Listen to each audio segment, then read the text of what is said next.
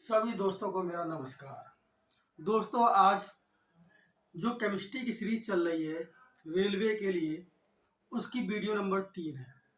आज इस वीडियो में हम क्या पढ़ने वाले हैं? आवर्त सारणी की जितनी भी थ्योरी होती है, पूरी थ्योरी इस वीडियो में कवर करने वाले हैं, अगर थ्योरी से क्वेश्चन आता है तो।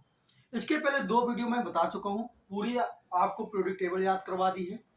एटॉमिक नंबर दिया हो तो उसको कैसे निकालेंगे, किस पीरियड में है, किस वर्ग में है और किस ब्लॉक में, ये भी याद करा दिया है। दोनों वीडियो देख लीजिए। चलिए बात करते हैं थ्योरी की और आज की क्लास स्टार्ट करते हैं। आवर्त सारणी जब बन रही थी तो स्टार्टिंग ईस्वी 1800 ईस्वी तक वैज्ञानिकों द्वारा मात्र 30 एलिमेंट्स को ही खोजा गया था। एक्चुअल में एलिमेंट की खोज होने लगी, सब वैज्ञानिक अपनी राय देने लगे और 1800 ईस्वी तक ओनली 30 एलिमेंट 30 तथ्यों की खोज हुई थी। लेकिन 2016 परंतु वर्ष 2016 तक 118 एलिमेंट की खोज हो चुकी है। एक्चुअल में जब स्टार्टिंग में तत्व की खोजी जा रही थी तो होता है ना, जैसे एक भीड़ इकट्ठा हो रही होती है, तो सब एलिमेंट को खोजने के लिए बहुत सारे वैज्ञानिक लग गए। सबों ने अपनी अपनी राय दी, एलिमेंट खोजे गए। तो 2016 तक आते आते 118 एलिमेंट की खोज हो चुकी है और अभी भी जो पीरियोडिक टेबल आपके सामने ये दोस्तों लगी हुई है, इसको हम लोग आधुनिक आवर्त सारणी या मॉडल पीरियोडिक टेबल कहते हैं। देखिए 118 एलिमेंट है और अब भी कहा जाता है कि आवर्त नंबर 7 अपूर्ण है, खाली है, और भी एलिमेंट की खोज हो सकती है। अब चलते हैं, जो 118 एलिमेंट हैं, जो आवर्त सारणी के तत्व हैं 118, उसमें से जो प्रकृति में 94 हैं और वैसे जो प्रयोगशाला में बनाए गए वो कितने हैं? 24 है। मतलब कहने का मतलब है 94 एलिमेंट अपने आप पाए गए, जब खोज हुई तो ये मिले, और 24 एलिमेंट किसी के द्वारा मिला के बनाए गए या प्रयोगशाला विधि में बनाए गए। ठीक है, तो 94 नेचुरल है, ठीक है, और ये आर्टिफिशियल मान सकते हैं। 24 जो है वो आर्टिफिशियल है, बनाए गए हैं। उनमें से धातुएं हैं, मेटल हैं, अधातुएं हैं, नॉन मेटल हैं, और उपधातु हैं जिनको मेटोलाइट कहते हैं। उपधातु का मतलब होता है जिसमें धातु और अधातु दोनों के गुण विद्यमान हो या दोनों के गुण पाए जाते हों, वो कहलाती है उपधातु। तो धातुएं कितनी हैं? धातुएं 91 हैं। 118 एलिमेंट जो खोजे गए हैं, जो मॉडल पीरियोडिक टेबल है उसमें 91 एलिमेंट तो मेटल हैं, और उसके बाद नॉन मेटल कितनी है? 20 नॉन मेटल हैं, और मेटलॉइड उपधातुएं कितनी है? ओनली 7 है। तो 118 तत्व पूरे हो गए। 91 क्या हो गए? मेटल हो गए। 20 क्या हो गई? नॉन मेटल हो गई, और 7 क्या हो गए? मेटोलाइड हो गए। एक्चुअल में जो आधुनिक पीरियोडिक टेबल है, ये जो आपके सामने दिखा रहे हैं हम, 118 एलिमेंट हैं। 118 एलिमेंट में जो 91 मेटल है, 91 मेटल कहाँ कहाँ है? ये जो दो वर्ग हैं, वर्ग 1 और वर्ग 2, जिसको हम लोग एस ब्लॉक कहते हैं। उसके बाद 3 से लेके 12 वाले, जिनको हम डी ब्लॉक कहते हैं, और नीचे ये जो दो रखे गए हैं एफ ब्लॉक, ये धातु क्या है? धातुएं हैं, मेटल हैं।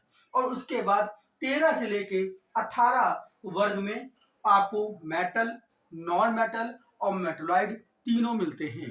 वहां पे 7 मेटोलाइड मिलते हैं, उपधातुएं मिलती हैं। वो कौन कौन है? ये देखिए यहाँ पे B, S I, G E, A S, S B, T E और पी ओ, ये 7 मेटोलाइड मिलती हैं। नॉन मेटल, मेटल और मेटोलाइड कैसे समझें? अगर आपको आता भी ना हो, केवल उसका नाम लिख के आ जाए, तो आप कैसे जानेंगे क्यों, क्या है, मेटल है, नॉन मेटल है या मेटोलाइड है? इसके लिए वीडियो नंबर 2 जाके जरूर देखिए प्लेलिस्ट से। पूरी पीरियोडिक टेबल याद करने के लिए पहली वीडियो देखिए, क्योंकि पहले मैंने याद कराया है, बाद में थ्योरी करवा रहा हूं जिसे थ्योरी समझ में आ सके। अगर जिसने नहीं देखी है उसको भी ये वीडियो समझ में आएगी, थ्योरी समझ में आएगी। इस क्लास को देखने के बाद उसको जरूर जाके देखें। चलते हैं अब अपने, कौन वैज्ञानिक पहले आया, किस वैज्ञानिक ने क्या क्या बोला, एक एक वैज्ञानिक ने क्या क्या परिभाषा दी उसके बारे में बात करते हैं। ठीक है, तो पहले कौन कौन वैज्ञानिक आए थे, सीरियल बाई देखना चालू करते हैं। तथ्यों के वर्गीकरण के प्रारंभिक प्रयास। अभी मैंने बताया 118 तथ्यों की खोज हो चुकी थी, खोज होती भी जा रही थी। बहुत से साइंटिस्ट इसमें कूदे कि इनको याद कैसे किया जाए, एक्चुअल में इनके गुणों के बारे में जानकारी कैसे प्राप्त की जाए, क्योंकि 118 एलिमेंट को याद करना आसान बात तो नहीं था। तो सबको किसको किसके साथ रखें, तो ये बारे में और किस पे कौन आधारित है, ये सब के लिए साइंटिस्ट कूद गए रेस पे, कि रेस पे जब कोई बताएगा तो हमारा भी नाम होगा, चलिए आगे आगे कूदना चालू साइंटिस्ट हो गए, बताने लगे। एक बात समझिए, जैसे मान लीजिए कि एक टोकरी है और टोकरी में लाल गेंदे रखी हैं, ठीक है ना, टोकरी में कैसी गेंदे हैं, लाल गेंदे हैं, कुछ यहाँ पे ब्लैक गेंदे भी हैं, ब्लैक है, और कुछ मान लेते हैं यहाँ पे जो रखी हैं वो वाइट है, कैसी हैं, वाइट है। एक ही टोकरी में रेड, ब्लैक और व्हाइट गेंदें रखी हैं। मैंने आपसे कहा जाइए रेड गेंद निकालनी है, तो हमने एक रेड गेंद निकाल ली, फिर गए फिर रेड निकालने का निकाल ली। हो सकता है टोकरी में बहुत सारी गेंदें रखी हैं, फिर मैं आपसे कह रहा है रेड निकालो, लेकिन रेड गेंद एक नीचे दबी पड़ी है, वो दिख ही नहीं रही, ऊपर व्हाइट और ब्लैक है, तो आप क्या करेंगे, व्हाइट निकाल लेंगे या तो ब्लैक निकाल लेंगे, लेकिन रेड नीचे पड़ी रह जाएगी। बात समझ आ रही। तो उसके के लिए क्या करेंगे, सब रेड गेंदें निकल जाए, तो उसके लिए ये करते हैं कि ये जो तीन इस तरह की परखनली ले लेते हैं या तीन टोकरियां ले लेते हैं, एक टोकरी में सब रेड रख दो, यहाँ सब क्या रख दो बेटा, रेड, यहाँ सब क्या रख दो, यहाँ सब रख दो ब्लैक, और यहाँ सब क्या रख दो, यहाँ सब रख दो व्हाइट, यहाँ क्या रख दो, व्हाइट। अब मैं आपसे कहूंगा रेड निकालो, तो आप यहाँ से रेड निकालोगे, फिर आपसे कहूंगा रेड निकालो तो यहाँ से रेड निकालोगे, आप कहूंगा ब्लैक निकालो तो ब्लैक यहाँ से निकालोगे, और व्हाइट कहूंगा तो व्हाइट यहाँ से निकालोगे। मैं आपको इस बार कहूंगा रेड के बारे में जानकारी दो, तो आप इसके बारे में जानकारी दे दोगे। समझ में आया, मतलब एक रेड वाले को सब जगह हमने एक ही जगह रख दिया, एक ही जैसी ये गेंदे हैं, एक ही जैसे इनका कलर है, एक ही जैसे इनकी साइज है, सब रेड गेंदे एक ही जैसी है। यही करना था साइंटिस्टों को। तो साइंटिस्ट आए कि इनको जो 118 एलिमेंट हैं उनके गुण जो एक जगह जैसे हों उनको एक जगह रखा जाए, जिससे हम लोग आसानी से पीरियोडिक टेबल को याद कर सकें, उन एलिमेंट के बारे में समझ सकें। इस रेस में सबसे पहले कौन आए, सबसे पहले आए ब्रिजिलियस द्वारा वर्गीकरण। इन्होंने क्या कहा, इन्होंने कहा जितने भी एलिमेंट अभी तक खोजे गए हैं सब या तो धातु हैं या तो अधातु हैं। धातु मतलब धातु विद्युत के सुचालक है, मुलायम है, अधातु विद्युत के सुचालक नहीं है, मुलायम नहीं है। ऐसे करके इन्होंने बताया धातु अधातु जितने भी एलिमेंट हैं। लेकिन बाद में होता क्या है, उपधातु की खोज हो जाती है जिनमें धातु अधातु दोनों के गुण होते हैं, और ये नियम फेल हो जाता है। उसके बाद आए प्राउड की परिकल्पना। ये कहते हैं जितने भी एलिमेंट है हाइड्रोजन से संबंधित है। कैसे संबंधित है अभी ये आगे मैं आपको बताता हूँ। नेक्स्ट पे क्या है, डोबेराइनर का त्रिक समूह।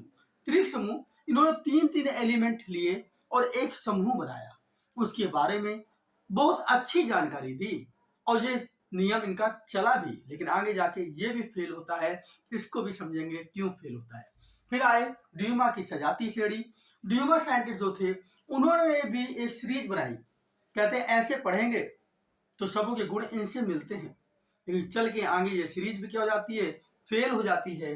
और बाद में आते हैं न्यूलैंड के अष्टक नियम। इनका अष्टक नियम बहुत ही गजब का है। यह अष्टक नियम कैसे लागू हुआ और ये क्यों फेल हुआ इसको भी देखेंगे। अगला है लोथर मेयर का वक्र। इन्होंने एक ग्राफ बनाया, एक कर्व के माध्यम से समझाना चाहा एलिमेंट को कैसे याद करें, उनके गुणों को कैसे याद करें। फिर बाद में आते हैं मेंडेलीव की आवर्त, जो यही आवर्त सक्सेस हुई और यही हम लोग पढ़ते हैं। लेकिन इसमें भी कुछ दोष थे। जो मेंडेलीव की आवर्त थी वो परमाणु द्रव्यमान में आधारित थी। एक्चुअली में अभी तक जितने भी आए ऊपर जितने भी साइंटिस्ट थे, लोथर मेयर, न्यूलैंड का अष्टक नियम हो, ड्यूमा की सजाती श्रेणी हो, डुबेराइनर का त्रिक समूह हो, सब के सब परमाणु द्रव्यमान पर आधारित हैं, एटॉमिक वेट पे आधारित हैं। इसमें संशोधन किया गया मेंडेलीव की जो आवर्त सारणी थी इसमें भी संशोधन किया गया, कुछ संशोधन हुआ और संशोधन होने के बाद उसको नाम दिया गया आधुनिक आवर्त सारणी, मॉडल पीरियोडिक टेबल, जिसके खोजकर्ता कौन थे? मोसले थे। उन्होंने कहा जो गुण हैं एलिमेंट के वो परमाणु द्रव्यमान पे नहीं आधारित हैं, परमाणु क्रमांक पे आधारित हैं। तो पहला क्वेश्चन ये पूछा जाता है कि मोसले की आवर्त सारणी या आधुनिक आवर्त सारणी किसके पर आधारित है? तो आप कहेंगे परमाणु क्रमांक पे, एटॉमिक नंबर पे आधारित है। मेंडेलीव की आवर्त सारणी परमाणु द्रव्यमान पे, एटॉमिक वेट पे आधारित है। ड्यूमा की सजाती श्रेणी या न्यूलैंड का अष्टक नियम यह भी एटॉमिक मास परमाणु द्रव्यमान पर आधारित है। ठीक है, अब ये पूछ सकता है आधुनिक आवर्त सारणी के खोजकर्ता कौन है? तो मोसले हैं। ये भी आपको याद रखना है। मैंने ये सीरियल से क्यों लिखा? कभी कभार ये भी तो आदमी पूछ सकता है कि कौन कौन साइंटिस्ट थे जिन्होंने आवर्त सारणियों के बारे में बताया, एक नाम मालूम में से नहीं होगा, या कहते सीरीज से लगाइए अच्छा क्वेश्चन बनाने के लिए। तो आप याद रखें ऐसे ये इतने साइंटिस्ट आए जिन्होंने आवर्त सारणी के बारे में जानकारी दी। अब चलिए हम पढ़ते हैं एक एक साइंटिस्ट के बारे में, आखिर वो क्या बता के गए। बहुत रोचक थ्योरी है, साथ में बने रहिए और सुनते रहिए, एक एक पॉइंट दिमाग में बैठता जाएगा। और चलते हैं अब पढ़ते हैं हम अपना पहले साइंटिस्ट कौन आए थे और उन्होंने क्या बताया था। हमारे पहले साइंटिस्ट हैं बिलीजियस। बिलीजियस साइंटिस्ट क्या कहते हैं? इन्होंने धातु और अधातु में बांटा। जितने भी एलिमेंट्स खोजे गए 118 एलिमेंट्स, उनको धातु और अधातुओं में बांटने को चाहा। उनके अनुसार धातुएं क्या होती हैं? धातुएं किसे कहते हैं? चमकीले, लचीले, डक्टाइल, ऊष्मा एवं वैद्युत के सुचालक। ऊष्मा और वैद्युत, ऊष्मा मतलब हीट और वैद्युत मतलब क्या हो गया? इलेक्ट्रिसिटी के सुचालक, जिसमें जो एलिमेंट में ये करंट प्रवाह हो सके, मतलब करंट का फ्लो हो सके। बात समझ आ गई? तो वो एलिमेंट क्या कहलाएंगे? उसके सुचालक कहलाएंगे। जिसमें इलेक्ट्रिसिटी बह सके वो एलिमेंट क्या कहलाते हैं? सुचालक कहलाते हैं। क्या बोला? चमकीले हो, लचीले हो, ऊष्मा एवं वैद्युत के सुचालक हो, सामान्य टेम्परेचर, सामान्य ताप पर, ठोस अवस्था, ठोस अवस्था सॉलिड स्टेट, ठोस अवस्था में रहने वाले एलिमेंट या तत्वों को धातु या मेटल की श्रेणी में रखा गया। इन्होंने कहा जितने भी एलिमेंट हमने निकाले हैं, हमने खोजे हैं, उसमें जो एलिमेंट कैसे हैं? चमकीले हैं, लचीले हैं, ऊष्मा व वैद्युत के सुचालक हैं, वह समान ताप पर वो ठोस अवस्था में रहने वाले तत्वों को धातु की श्रेणी में, धातु की सीरीज में, धातु की श्रेणी में रखा गया है। और क्या कह रहे हैं? इसके अपोजिट ये कहते हैं चमक रहित, जिसमें चमक नहीं होती, चमक खत्म हो गई हो, या फिर आलोचन, क्या लिखा है? आलोचशील। आलोचशील का मतलब होता है जिसमें लचक ना हो, जो लचकपन ना हो, उसकी लचक खत्म हो गई हो। ऊष्मा वैद्युत के कुचालक, ऊष्मा और वैद्युत के वो कुचालक हैं, मतलब उसमें इलेक्ट्रिसिटी का प्रवाह नहीं हो सकता। जैसे लकड़ी लिया जाए और लकड़ी में अगर एक तरफ से सूखी लकड़ी हो, एक तरफ से अगर करंट लगाएं तो क्या दूसरी तरफ करंट लगता है? नहीं लगेगा। लेकिन आप कह गीली लकड़ी में लगाएं तो उसमें लगेगा। बात समझ आ रही ना? तो क्या है, जो ऊष्मा वैद्युत के कैसे कुचालक है, मतलब एक तरफ से आप अगर, जैसे लोहा है, लोहे को अगर एक तरफ से गर्म करें तो दूसरा सिरा उसका छुओ तो वो भी गर्म हो जाता है, तो वो क्या है? वो सुचालक हो गया। लकड़ी को एक तरफ से गर्म करो तो दूसरा सिरा उसका गर्म नहीं होगा, वो क्या हो गया? कुचालक हो गया। तो ऊष्मा और वैद्युत के कुचालक वह समान ताप पर ठोस अवस्था में न रहने वाले तत्वों को अधातु की श्रेणी में रखा गया। तो साइंटिस्ट जो हमारे थे, उन्होंने एलिमेंट को धातु और अधातु में बांट दिया। कह क्या रहे हैं? कह रहे हैं धातु कौन है? लचीले हैं। अधातु क्या है? लचीले नहीं है, वो लचक नहीं है, उनमें आलोचशील है।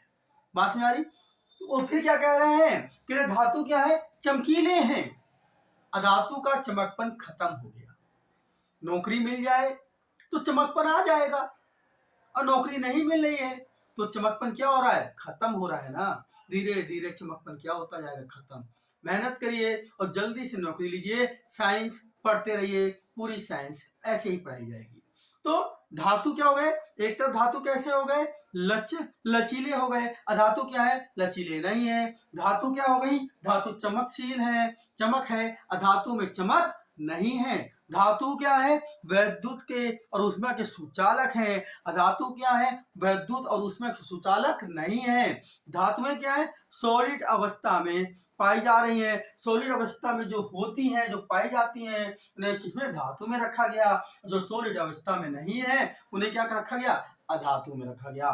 ठोस अवस्था में रहने वाले तत्वों को धातु में सीरीज में रखा गया है और ठोस अवस्था में न रहने वाले तत्वों को अधातु सीरीज में रखा गया। ये साइंटिस्ट ने बोला। लेकिन जो कहो वो होता कहाँ है?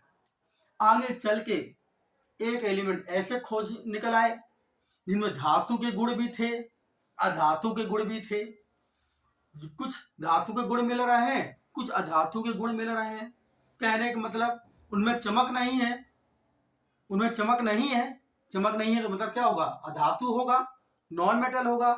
लेकिन वो लचीले हैं, तो लचीले हैं तो क्या होगा? धातु होगा, मेटल होगा। तो दोनों के गुण मिल गए। और जब दोनों के गुण मिल गए तो यह नियम फेल हो गया। इसी को कहा गया, क्या लिमिटेशन थी? कि उपधातुओं की खोज हो गई। किसकी खोज हो गई?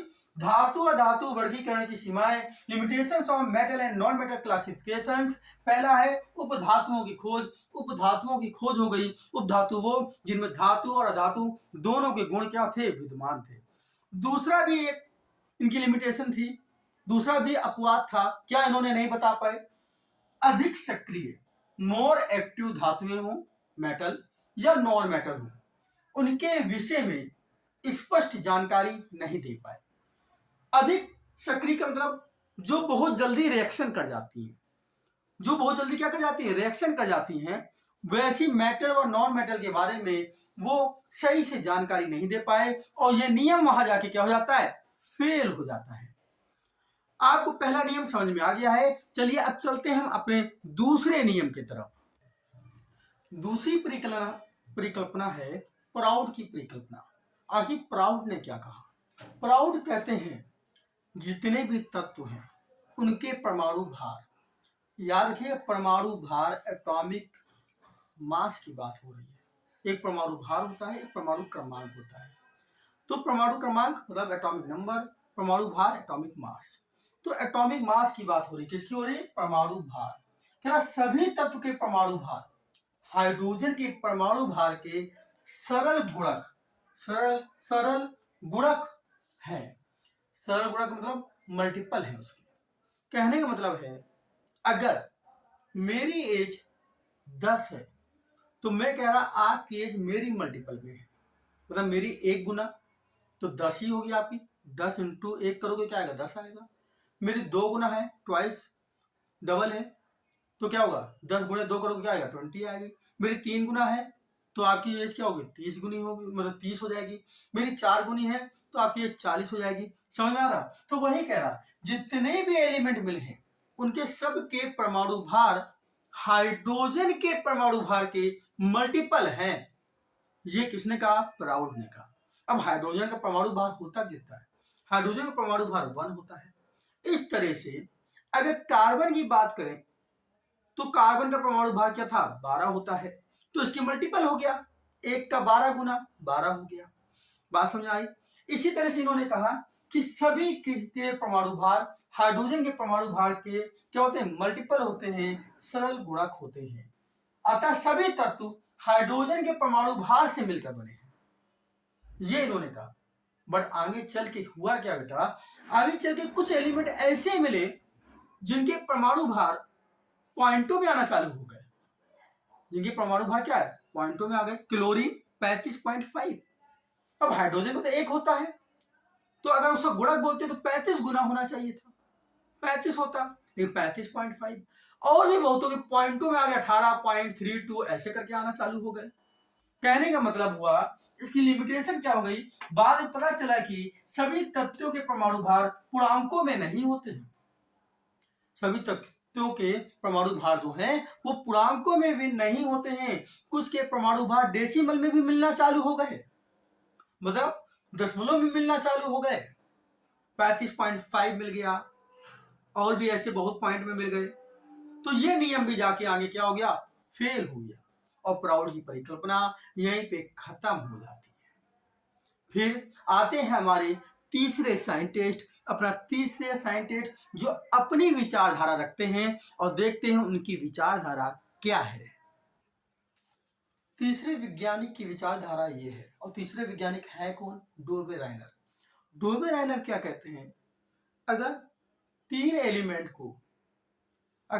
एलिमेंट को उनके परमाणु द्रव्यमान, फिर याद रखिएगा, अभी मैं फिर बोल रहा हूं परमाणु द्रव्यमान, अगर तीन एलिमेंट को उनके परमाणु द्रव्यमान के बढ़ते हुए क्रम में रखा जाए, असेंडिंग ऑर्डर में रखा जाए, तो बीच वाला जो दूसरे नंबर वाला होगा, जैसे तीन एलिमेंट है, जो बीच वाला होगा दूसरे नंबर वाला, वो पहले और तीसरे का समांतर माध्य होगा, या समांतर माध्य ना बोल के आप एवरेज बोल सकते हैं, औसत बोल सकते हैं।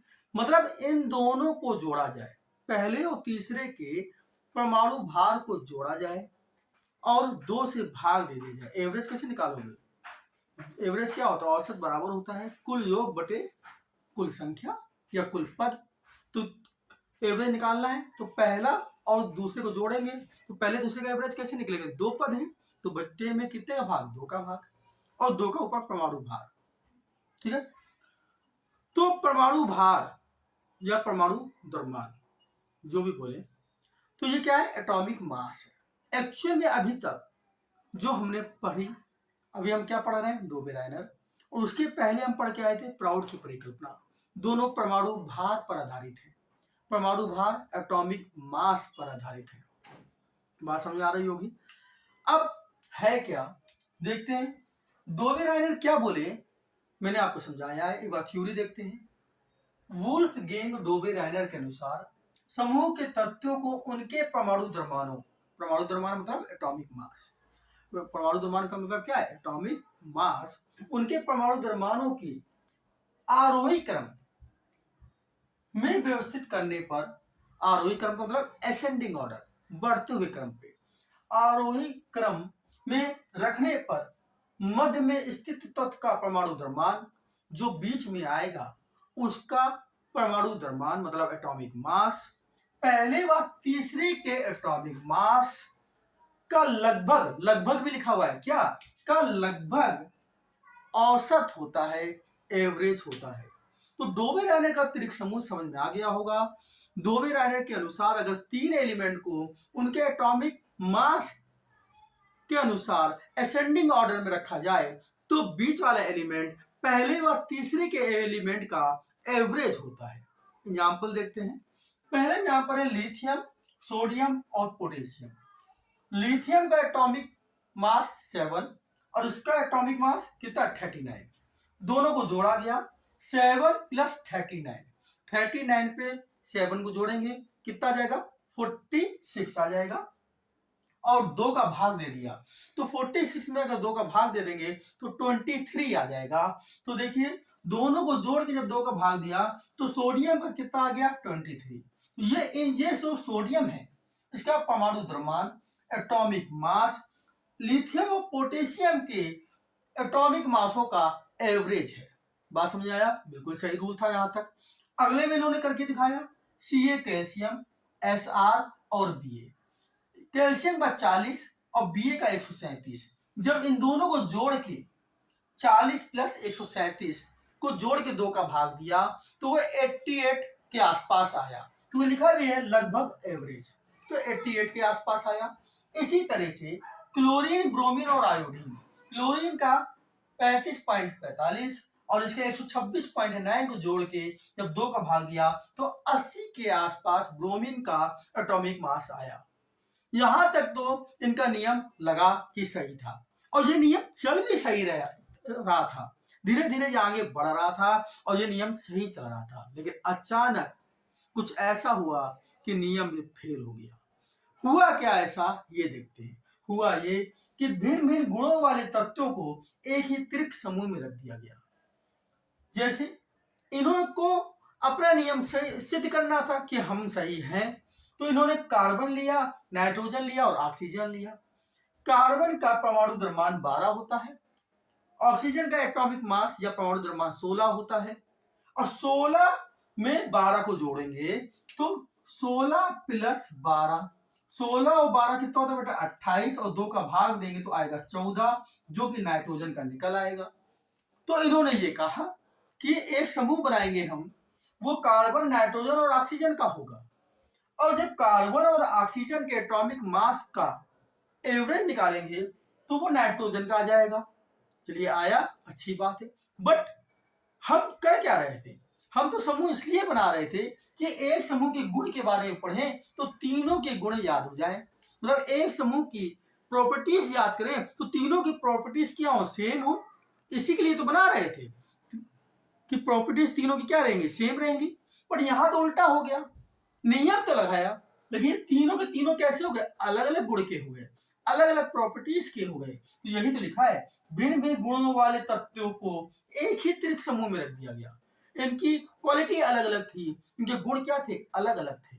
इसलिए ये नियम भी जाके क्या हो जा गया, आगे फेल हो गया। बात आपको समझ में आ गई होगी कि कैसे फेल हुआ, क्योंकि जो त्रिक समूह आगे और बनाए गए उनके सबों के गुण क्या थे, अलग अलग हो रहे थे, और ये नियम भी जाके आगे क्या हो जाता है, फेल हो जाता है। लेकिन ये नियम बहुत पूछा गया है पेपर में, तो याद रखिएगा डोबे रहने का त्रिक समूह क्या होता है। डोबे रहने का त्रिक समूह किस पे आधारित है, परमाणु द्रव्यमान पर आधारित है, एटॉमिक मास पर आधारित है, और होता क्या है कि पहले और तीसरे का एवरेज जो है वो बीच वाला होता है। पहले और तीसरे के एटॉमिक मास का एवरेज निकाला जाए तो बीच वाले का एटॉमिक मास निकल के आता है। ये डोबे रायनर ने कहा था, डोबे रायनर के अनुसार ये कहा गया, बट आगे जाके ये नियम फेल हो गया। और अब चलेंगे हम लोग अपने नए साइंटिस्ट की तरफ, उसने कौन सी विचारधारा दी और उसने क्या बताया। अगले साइंटिस्ट हमारे हैं वो है ड्यूमा की सजातीय श्रेणी। ड्यूमा एक साइंटिस्ट थे, उन्होंने क्या कहा, वो भी उसी के बारे में बोल रहे हैं, बढ़ते हुए परमाणु द्रव्यमान मतलब एटॉमिक मास। इनका भी नियम, इनका भी रूल परमाणु द्रव्यमान एटॉमिक मास के बढ़ते हुए क्रम पर आधारित था। मैं आपको बता चुका हूं स्टार्टिंग में, जितने भी मेंडलीव की आवाज सारणी तक जितने भी साइंटिस्ट आए सब परमाणु द्रव्यमान के बढ़ते हुए क्रम में ही आधारित हैं एटॉमिक मास पे। याद रखिएगा, कभी पूछा जाए तो आप कहेंगे मेंडलीव आवर्त सारणी से पहले और मेंडलीव की आवर्त सारणी, हाँ ये किसमें आधारित है, एटॉमिक मास पे। लेकिन आधुनिक पीरियोडिक टेबल, आधुनिक आवर्त सारणी, मॉडल पीरियोडिक टेबल वो आधारित है एटॉमिक नंबर परमाणु क्रमांक पे। ये इंपॉर्टेंट क्वेश्चन है, याद रखिएगा। तो ड्यूमा की सजातीय श्रेणी क्या कह रही है, चलिए एक कोई वर्ग ले लीजिए, एक ग्रुप ले लीजिए। मैंने ग्रुप नंबर 15 ले लिया है। ग्रुप नंबर 15 के एलिमेंट मैंने लिख लिए हैं, नाइट्रोजन, फास्फोरस, आर्सेनिक, एंटीमनी और बिस्मथ। कह रहे हैं इनके एटॉमिक मास, एटॉमिक मास क्या क्या है, नाइट्रोजन का 14 है, पोटेशियम का सॉरी नाइट्रोजन का कितना है 14 है, फास्फोरस का 31, आर्सेनिक का 75 है, एंटीमनी 121 और बिस्मथ का है 208। कह रहे इसमें एक सजातीय श्रेणी पाई जाती है। इनकी सजातीय श्रेणी पहले क्या थी, इनकी सजातीय श्रेणी ये थी कि बेटा अगर इसको ए मान लें तो ये वाला हमारा ए प्लस बी होगा, ये वाला ए प्लस बी होगा, अगला वाला ए प्लस बी प्लस सी होगा। इस तरह का एक इसमें सजातीय श्रेणी मिलेगी। अब आपके दिमाग में आएगा अगला A plus B plus C plus D, नहीं, अगला होगा ए प्लस बी प्लस 2c होगा, और अगला क्या होगा, अगला होगा a plus B plus 4c होगा। इन्होंने कहा कोई भी वर्ग उठाएंगे इसी तरह की एक सजातीय श्रेणी बन के आएगी।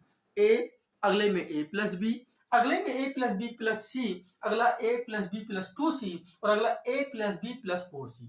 क्या कहने का मतलब था, अगर हमने 14 को a मान लिया बेटा, 14 का मतलब क्या हो गया, ये अगर हम कह रहे हैं कि 14 को हमने a माना है तो a प्लस बी क्या होगा, a तो आपको 14 हो गया, अब प्लस बी तो 31 जो था उसमें अगर 14 क्या कर दिया जाए, घटा दिया जाए, ठीक है, इधर से हासिल लेंगे, घटाना सबको आता होगा, सबसे अच्छा बात है। तो 11 में से 4 चले गए तो कितना हो गया, यहाँ पे 7, और इधर 2 में 1 चले गए तो क्या हो गया 1, तो जो आपका क्या आया 17 आया। तो ये 17 क्या हो जाएगा, ये 17 काम कर रहा है हमारा बी का। अब अगले वाले में चलो, अगले में 75 लेना है तो ये 14 तो ए हो गया, और ये कितना बी कितना हो गया, बी कितना हो गया 17 हो गया, अब बचा सी कितना, तो 17 और 14 ये कितने थे, 31 थे। अब 75 में से 31 चले जाएंगे, तो 5 में से 1 गया 4 और 7 में से 3 गया 4, तो सी कितना आ गया, 44 आ गया। मतलब ए को हमने क्या मान लिया, ए को 14 मान लिया है। ए हमारा बेटा क्या है, जो ए है वो हमारा 14 है। तो देखिए ए 14 हो गया, ए 14 हो गया और 17 क्या हो गया, बी हो गया। यहाँ ए क्या हो गया, 14 हो गया, 17 बेटा क्या हो गया, बी हो गया, और जो आपको 44 है वो सी हो गया। अब ध्यान से देखिएगा, इस वाले में क्या आएगा, 121 वाले में इसमें आएगा 14 प्लस 17 प्लस 2 इंटू 44। बात समझ आ रही, 2 इंटू 44, तो यही तो होगा। ए का काम कौन करेगा, ये करेगा। बी का काम कौन करेगा, 17 करेगा। और सी का काम कौन करेगा, ये करेगा 44। और ये देखिए 2 आगे लगा हुआ है, 2 क्या लगा हुआ है, ये आगे लगा हुआ है। इसी तरह से इस पे क्या जाएगा, इस पे 14 प्लस 17 प्लस 4 इंटू 44, 4 इंटू 44। जब इसको आप करोगे तो यही आना है 208। तो ये नियम दिया किसने, ड्यूमा की सजाती श्रेणी, ड्यूमा ने दिया। उन्होंने कहा ऐसी सीरीज मिलनी है हर में, कोई भी वर्ग उठा लीजिए, कोई भी ग्रुप उठा लीजिए और उसके एलिमेंट लिख लीजिए, उसके एटॉमिक मास लिख लीजिए, तो यही सीरीज मिलेगी। ए प्लस बी, ए प्लस बी प्लस सी, ए प्लस बी प्लस 2c, ए प्लस बी प्लस 4c। अच्छी बात है, नियम भी अच्छा था, सीरीज बन रही होगी। बट आगे चलते हैं और चलते चलते हम क्या देखते हैं कि डी ब्लॉक के एलिमेंट और एफ ब्लॉक के एलिमेंट इस नियम का तो पालन ही नहीं करते। डी ब्लॉक के एलिमेंट और एफ ब्लॉक के एलिमेंट तो इस नियम का पालन ही नहीं करते। तो पालन कौन कर रहा था, केवल एस ब्लॉक और पी ब्लॉक, जबकि डी ब्लॉक और एफ ब्लॉक में तो ज्यादा एलिमेंट है, वो इस नियम का पालन ही नहीं कर रहे, ये सीरीज उस पर लग ही नहीं रही। तो फिर इस तरह से ड्यूमा की सजाती श्रेणी का रूल जो था, जो ड्यूमा ने दिया था, वो रूल भी क्या हो गया, फेल हो गया। और ये नियम भी हमारा क्या हुआ, इस पे नहीं लग सका और इस नियम को भी फेल माना गया और ये नियम फेल हो जाता है। उसके बाद नई विचारधारा लेके आते हैं नए साइंटिस्ट, देखते हैं उनकी विचारधारा क्या थी। अगले जो वैज्ञानिक हुए वो वैज्ञानिक थे न्यूलैंड। न्यूलैंड्स का अष्टक नियम क्या कहलाता है, इन्होंने भी शब्द वही उठाया, परमाणु भार। परमाणु भार एटॉमिक वेट, कंफ्यूजन पैदा मत करना बच्चों, परमाणु भार बोले या परमाणु द्रव्यमान बोले। जब परमाणु द्रव्यमान बोलेंगे तो एटॉमिक मास बोलिएगा, परमाणु भार लिखा कहीं बुक में मिल जाए तो एटॉमिक वेट बोलिएगा। तो इन्होंने भी वही उठाया, परमाणु भार के बढ़ते हुए क्रम में रखा जाए तो पहला एलिमेंट और 8वें एलिमेंट के गुण एक जैसे समान होते हैं। जिस तरह से संगीत के स्वर में पहला एलिमेंट और 8वां एलिमेंट समान होता है, कैसे, सा रे गा मा पा धा नी, और उसके बाद फिर क्या पढ़ेंगे, सा। तो पहला यही हो गया, पहला एलिमेंट ये हो गया, पहला, दूसरा, तीसरा, चौथा, पांचवा, छठा, सातवां, और फिर 8वें नंबर पे क्या आएगा बेटा, आपका सा ही आएगा। तो जिस तरह से संगीत में पहला और 8वां स्वर समान होता है, उसी तरह से अगर परमाणु भार, तत्वों को परमाणु भार के बढ़ते हुए क्रम में रखा जाए तो 8वें तत्व के गुण पहले तत्व के गुण के समान होंगे। 8वें तत्व के गुण जो होंगे, उसकी प्रॉपर्टीज जो होंगी, जो उसकी प्रॉपर्टी होंगी, वो पहले 8वें तत्व के गुण जो होंगे वो पहले तत्व के गुण के क्या हो जाएंगे, समान होंगे। तो हमने यहां देखा सा रे गा मा पा धा नी फिर सा, तो पहले नंबर में भी सा था और 8वें नंबर भी सा है। उसी तरह से जब एलिमेंट रखे गए, hydrogen, lithium, barium, boron, carbon, nitrogen, oxygen और यहाँ पे फ्लोरीन, तो ये पहले नंबर में हाइड्रोजन है और 8वें नंबर में क्या आ गया, फ्लोरीन। इसका मतलब है कि हाइड्रोजन और फ्लोरीन के गुण क्या होंगे, समान होंगे। इसी तरह से यहां से गिनेंगे लिथियम, तो 1 2 3 4 5 6 7 और 8, तो इस तरह से लिथियम और सोडियम के गुण क्या होंगे, समान होंगे। उसी तरह से इन दोनों के गुण बेरियम और मैग्नीशियम के गुण क्या होंगे, समान होंगे। नाइट्रोजन फास्फोरस के गुण क्या होंगे, समान होंगे। तो जब नाइट्रोजन से गुने गिनना चालू करेंगे तो ये जो आपका है फास्फोरस, ये भी आपका किस नंबर पे आएगा, 8वें नंबर पे आएगा। बट ये नियम भी आगे जाके फेल हो जाता है, और ये फेल बहुत कारणों से होता है। देखते हैं कैसे ये फेल हुआ और क्यों फेल हुआ। पहला क्या था, इस वर्गीकरण में हाइड्रोजन को उचित स्थान नहीं दिया गया। न्यूलैंड ने यह बताया नहीं कि हाइड्रोजन को कहां पे रखना है। उसके स्थान में कंफ्यूजन पैदा होती रही कि पहले वर्ग में रखा जाए या 7वें वर्ग में रखा जाए। हाइड्रोजन कहां पे रखा जाए, पहला वर्ग जो क्षारीय धातुओं का वर्ग है वहां पे रखा जाए, या जो अगला वर्ग होता है फ्लोरीन, क्लोरीन, ब्रोमीन, आयोडीन, या तो उनके साथ रखा जाए। बड़ा कंफ्यूजन रहा और ये उचित स्थान नहीं बता पाया। ठीक है, अगला कैल्शियम परमाणु भार 40, याद रखिएगा ये इंपॉर्टेंट क्वेश्चन है। कैल्शियम परमाणु भार 40 के बाद के तत्वों में अष्टक नियम का पालन नहीं हुआ। क्वेश्चन पूछा जाता है अष्टक नियम किसके बाद इसका पालन नहीं होता, तो आप याद रखेंगे परमाणु भार 40 कैल्शियम के बाद के जितने भी एलिमेंट हैं उसमें यह नियम लागू नहीं हो पाया। अगला संक्रमण तत्वों ट्रांजिशन एलिमेंट इस नियम का पालन करते ही नहीं। ये इन्होंने कह दिया कि अष्टक नियम का ये पालन नहीं करते, इस नियम में वर्गीकरण योग ही नहीं है, यह अयोग्य है। और सबसे बड़ा कारण अक्रिय गैसों की खोज, जिनको हम लोग नोबल गैसें कहते हैं, जो बाद में खोज की गई, हीलियम, नियॉन, आर्गन, कैप्टॉन, जियोन और रेडॉन। इसको खोजने के जब खोज दिया गया तो यहां पे जो पहला और 8वां एलिमेंट पड़ रहा था, तो यहां पे जो हाइड्रोजन के साथ फ्लोरीन आ रहा था या लिथियम के साथ सोडियम आ रहा था वो नहीं आए, उनका स्थान एक खिसक गया, यहां पे दूसरा आना चालू हो गया। अब जो पहले से 8वां मिल रहा था वो पहले से 9वां मिलने लगा। ये नियम क्या हो गया, फेल हो गया और धड़ाम से गिर गया। तो आपको ये नियम भी समझ में आ गया होगा कैसे ये नियम लागू हुआ और फिर ये कैसे नियम फेल हुआ। अगला नियम क्या है इसके बारे में अगले वैज्ञानिक हैं लोथरमेयर। इन्होंने लोथरमेयर वक्र दिया, एक कर्व बनाया। इन्होंने क्या किया, इन्होंने भी लिया तो परमाणु द्रव्यमान को ही था, मतलब एटॉमिक वेट को ही लिया।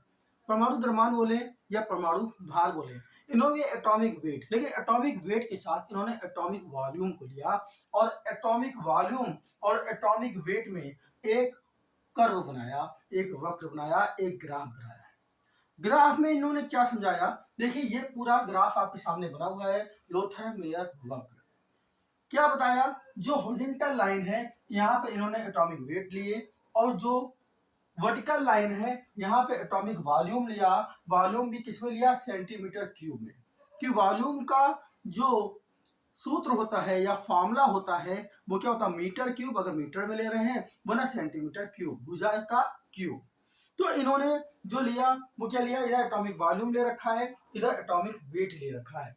मैंने आपको यहाँ पे हॉरिजॉन्टल लाइन पे एटॉमिक वेट दिखाए हुए हैं 20, 40, 60, यहाँ पे 80, 100, 120 और 140, और यहाँ पे एटॉमिक वॉल्यूम दिखाया है 10, 20, 30, 40, 50, 60, 70 और 80। एक ग्राफ बनाया, ग्राफ कुछ इस तरह से बन के आया। तो इनके ग्राफ में क्या क्या पॉइंट हैं जरा उनको याद कर लें, क्योंकि वही पेपर में पूछे जाते हैं और इंपॉर्टेंट पॉइंट है। जब ग्राफ बना रहे थे तो देखा ये जो लाइन नीचे को आ रही है बेटा, देखिए इस तरह से लाइन, मतलब जो ऊपर से नीचे की तरफ आ रहे हैं, तो ये जो लाइन यहाँ पे ऊपर से नीचे यहाँ से चले हैं, ये नीचे की तरफ आए हैं, उसको अवरोही भुजा बोला। अवरोही भुजा, डिसेंडिंग साइड बोल सकते हैं, असेंडिंग, डिसेंडिंग, तो अवरोही भुजा। और इसी तरह देखिए यहाँ भी देखिए, ये देखिए ऊपर से नीचे आ रहे हैं, ऊपर से नीचे आ रहे हैं तो क्या, अवरोही भुजा। कहते हैं ना असेंडिंग ऑर्डर, डिसेंडिंग ऑर्डर, तो क्या हो गया, डिसेंडिंग ऑर्डर, या भुजा को साइड बोले तो डिसेंडिंग साइड। ठीक है, और जो नीचे से ऊपर को जा रहे हैं, यहां से ले यहां से ऊपर को जाए तो उसे क्या बोला, आरोही भुजा बोला है। क्या बोला है, आरोही भुजा, असेंडिंग साइड। इसी तरह देखिए यहाँ पे भी नीचे से ऊपर को जाए तो क्या, ये आरोही भुजा है। तो आरोही भुजा कहाँ कहाँ हो गई, ये वाली देखिए आरोही भुजा है, इस तरह से ये नीचे से ऊपर जा रहा है, ये आरोही भुजा है, ये भी नीचे से ऊपर जा रहा है, क्या है, आरोही भुजा है, ये भी देखिए आरोही भुजा है। तो जो वक्र नीचे से ऊपर जा रहा है वो आरोही, और जो ऊपर से नीचे आ रहा है, जैसे कि ये वाला ऊपर से नीचे आ रहा है, इसी तरह से ये वाला देखिए ऊपर से नीचे आ रहा है, पोटेशियम, कैल्शियम, सीआर, और इसी तरह से देखिए सोडियम, मैग्नीशियम, एल्यूमिनियम ऊपर से नीचे आ रहा है, तो वो क्या है, अवरोही भुजा। तो आरोही और अवरोही समझ में आ गया। एक्चुअल में जब इन्होंने वक्र बनाया तो क्या निकाला, जो टॉप में है, जो शीर्ष में है, देखिए शीर्ष में क्या क्या है, लिथियम, सोडियम, पोटेशियम के, आरबी और सीएस। तो शीर्ष में कौन कौन है, लिथियम, सोडियम, पोटेशियम, आरबी और सीएस, जो जिनको हम लोग क्षारीय धातुएं बोलते हैं, जिनको हम लोग पहला वर्ग बोलते हैं, फर्स्ट ए बोलते हैं, क्षारीय धातुओं के तत्व बोलते हैं। और इसको मैंने याद भी कराने का तरीका बताया था, पहली वीडियो को देख लीजिएगा जाके। क्या किससे याद कराया था, इसके ऊपर हाइड्रोजन था तो याद कराया था, हलीना कब, रूबी से फरार, फरार नीचे क्या एफआर है, बात समझ आई। एफआर रेडियो एक्टिविटी तत्व तो इसलिए उसको छोड़ दिया है। हाइड्रोजन क्या है, हाइड्रोजन क्या है आपका, नॉन मेटल है, क्या है, अधातु है। तो यहाँ पे हमने क्या लिखा, देखिए जितनी क्षारीय धातुएं हैं, इन्होंने कहा धातुएं, किसकी बात हुई, क्षारीय धातुएं। पहला वर्ग क्या कहलाता है, क्षारीय धातु कहलाता है। जितनी भी क्षारीय धातु है वो इस वक्र में टॉप पर रखी गई है, शीर्ष पे रखी गई है। देखिए ये शीर्ष पे यहाँ पे सोडियम रखा है, ये देखिए लिथियम, ये देखिए सोडियम, ये देखिए पोटेशियम, ये देखिए आरबी, और ये देखिए सीएस, कहां पर है, शीर्ष पर है। फिर इन्होंने क्या कहा, फिर इन्होंने कहा जो अवरोही भुजा है, कौन सी भुजा, अवरोही, ऊपर से नीचे। तो अवरोही भुजा में क्षारीय धातुएं रखी गई हैं, किस पे, शीर्ष पे रखी गई हैं, और अवरोही भुजा पे क्षारीय मृदा धातुएं रखी गई हैं। क्षारीय मृदा धातुएं किसे कहते हैं, जो दूसरा वर्ग है वो क्षारीय मृदा धातुओं का है, या उसको सेकंड ए बोलिए या दूसरा वर्ग बोलिए, क्षारीय मृदा धातुएं। क्षारीय धातुएं और क्षारीय मृदा धातुएं मैंने अंतर बताया था। क्षारीय मृदा धातुएं का मतलब होता है जो धातुएं भूमि के पर्त में पाई जाती हैं, उनको हम लोग क्षारीय मृदा धातुएं बोलते हैं। कहां रखी गई, कह रहे अवरोही भुजा पे रखी गई है। कौन कौन सी, बीई, एमजी, कैल्शियम, एसआर और बीए। जरा चेक करते हैं, देखिए ऊपर से जब नीचे आए तो देखिए यहाँ पे बी मिला है, ये देखिए यहाँ से ऊपर से नीचे ऐसे आ रहे हैं तो देखिए यहाँ पे एमजी है, यहाँ देखिए ऊपर से नीचे आ रहे हैं तो देखिए कैल्शियम है, और यहाँ पे देखिए ऊपर से नीचे आ रहे हैं तो देखिए एसआर है, और यहाँ देखिए ऊपर से नीचे आ रहे हैं तो देखिए क्या है, बीए है। तो क्षारीय मृदा धातुएं अवरोही भुजा पे रखी गई है। और क्या कह रहा है, और कह रहा है जो आरोही भुजा है, नीचे से ऊपर यहाँ पे जाइए, या यहाँ पे नीचे से ऊपर जाइए, या यहाँ पे नीचे से ऊपर जाइए, या यहाँ पे नीचे से ऊपर जाइए, वहां पे अवरोही भुजा पर हेलोजन रखे गए हैं। हेलोजन तत्व जो है, एलिमेंट है, उनको रखा गया है। हेलोजन तत्व कौन कौन है, फ्लोरीन, क्लोरीन, ब्रोमीन और आयोडीन। देखिए यहाँ पे रखा गया है, यहाँ पे ध्यान से देखिए, यहाँ पे क्या रखा गया, जब ऊपर से नीचे देखिए क्लोरीन है, यहाँ पे देखिए ये क्या, ब्रोमीन है, और यहाँ पे देखिए ये क्या है, आयोडीन है। बस भाई, तो जब ऊपर से नीचे जा रहे हैं, यहाँ पे देखिए फ्लोरीन है, फ्लोरीन, क्लोरीन, ब्रोमीन और आयोडीन ऊपर से नीचे आरोही पे जा रहे हैं, तो क्या रखे गए, हेलोजन एलिमेंट रखे गए। फिर क्या कह रहा है, जो निचला स्तर है, सबसे नीचे यहाँ पे, ये देखिए ये निचला स्तर, यहाँ पे निचले स्तर पे क्या रखी गई है, यहाँ पे रखा है FeCO और क्या है, Na। तो निचले स्तर में कौन से रखे गए हैं, निचले स्तर में रखी गई हैं संक्रमण धातुएं। संक्रमण धातुएं या बोले ट्रांजिशन मेटल्स, जो कि ग्रुप डी के तत्व होते हैं, जिनको हम लोग ग्रुप डी बोलते हैं। सॉरी, ग्रुप डी नहीं, ग्रुप डी तो पेपर होता है, ब्लॉक डी बोलते हैं। क्या बोलते हैं, ब्लॉक डी।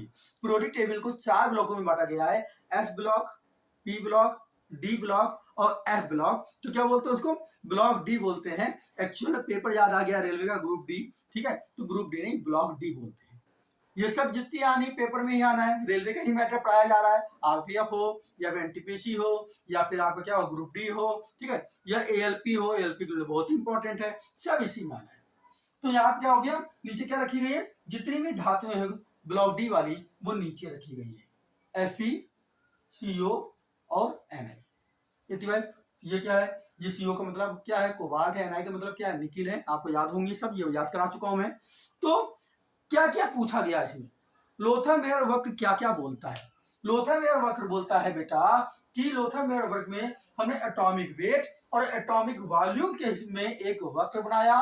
तो इस वक्र में टॉप पे जो रखी गई हैं, तो यार अगर पूछा जाएगा क्वेश्चन कि लोथर मेयर के वक्र के टॉप पे, शीर्ष पे कौन सी धातुएं रखी गई, तो आप बोलेंगे क्षारीय धातुएं रखी गई हैं। अगर आपसे पूछेगा अवरोही भुजाओं पे कौन सी धातुएं रखी गई, तो आप बोलेंगे क्षारीय मृदा धातुओं को रखा गया है। अगर आपसे पूछेगा आरोही भुजाएं पर कौन सी धातुएं रखी गई, तो आरोही भुजाओं पर किसको रखा गया है, हेलोजन तत्व को रखा गया है। अगर सबसे पूछे निचली सतह पर या नीचे सबसे का किसको रखा गया है, तो आप कहेंगे संक्रमण धातुएं जो है उनको रखा गया है। याद हो जाएगा, लोथर मेयर वर्ग से इतने ही क्वेश्चन बन सकते हैं। हर वीडियो में आपको बहुत अच्छे से समझा रहा हूं, आप पढ़ते जाइए, केमिस्ट्री बेस्ट हो जाएगी। थ्योरी में अभी तक जितने भी साइंटिस्ट आए लोथर मेयर वक्र तक, सबों ने क्या बताया, जितने भी लोथर मेयर वक्र तक आए सबों ने एक ही चीज को पकड़ा था, वो था परमाणु द्रव्यमान, एटॉमिक मास।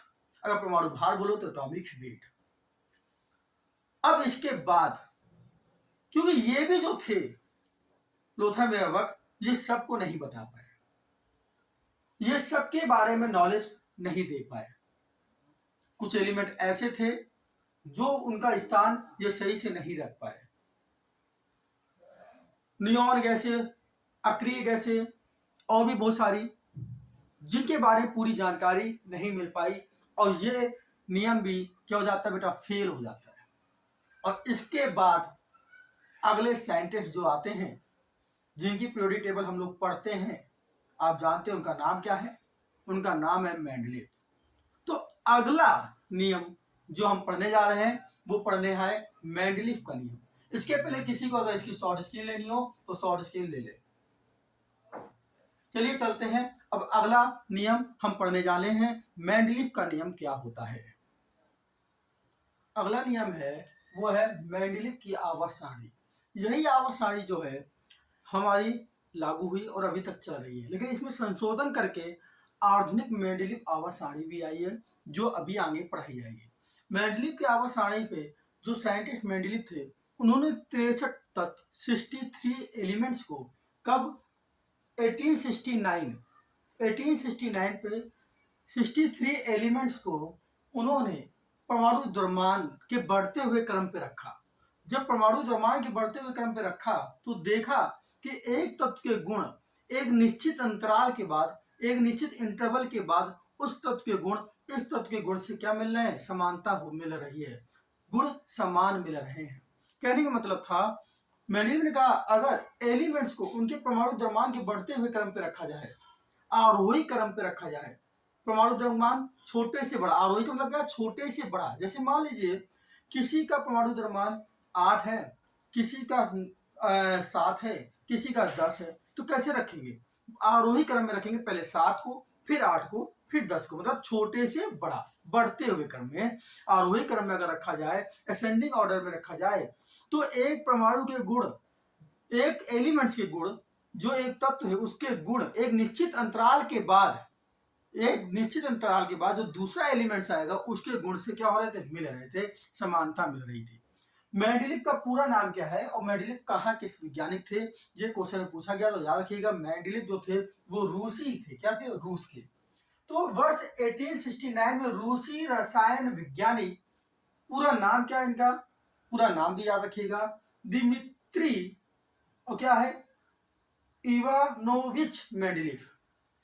तो पूरा नाम भी याद रहेगा आपको, दिमित्री इवानोविच मेंडलीव ने 63 तत्वों को उनके गुणधर्म, परमाणु द्रव्यमान एवं रासायनिक गुणों में समानता में बैठाया या व्यवस्थित किया या रख कर दिया गया, तो तत्वों के गुणधर्म कुछ निश्चित अंतराल के बाद क्या हो रहे हैं, समानता मिल रही है।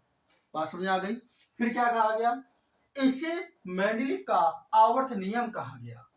इसके अनुसार तत्वों के गुणधर्म उनके परमाणु द्रव्यमानों के आवर्ती फलन होते हैं। तो अभी तक जो हम लोगों ने पहले नियम पढ़े और जो मेंडलीव की आवर्त सारणी पढ़ी, वो भी परमाणु द्रव्यमान पर ही आधारित है। अब इसके आगे आधुनिक आवर्त सारणी जो आएगी वो परमाणु क्रमांक पर आधारित हो जाएगी। फिर आगे क्या है, मेंडलीव ने तत्वों को उनके परमाणु द्रव्यमानों के आरोही क्रम में व्यवस्थित किया में रखने पर समान गुणधर्म वाले तत्वों को समान वर्ग सेम कॉलम में रखा, जिसको हम लोग कॉलम को सेम कॉलम मतलब कॉलम को क्या बोलते हैं, ग्रुप बोलते हैं। इस प्रकार समूहों और आवर्तों, ग्रुप और पीरियड्स में विभाजित एक सारणी प्राप्त हो गई, और जो सारणी प्राप्त हुई उस सारणी को हम लोग बोलते हैं मेंडलीव की आवर्त सारणी कहा जाता है। याद रखें, इन्होंने अपनी आवर्त सारणी में कुछ खाली स्थान भी छोड़ दिए थे, क्योंकि इनको लग रहा था हो सकता है कि आगे भी एलिमेंट की खोज होती रहे, तो उन्होंने आवर्त सारणी में क्या कर दिया, खाली स्थान छोड़ दिए। और जब आगे तत्वों की खोज हुई तो उनके गुण मेंडलीव द्वारा बताए गए गुणों के लगभग क्या थे, समान थे। जब आगे तत्व खोजे गए तो उनके जो गुण थे वो मेंडलीव द्वारा बताए गए तत्वों के गुण के लगभग कैसे थे, समान थे।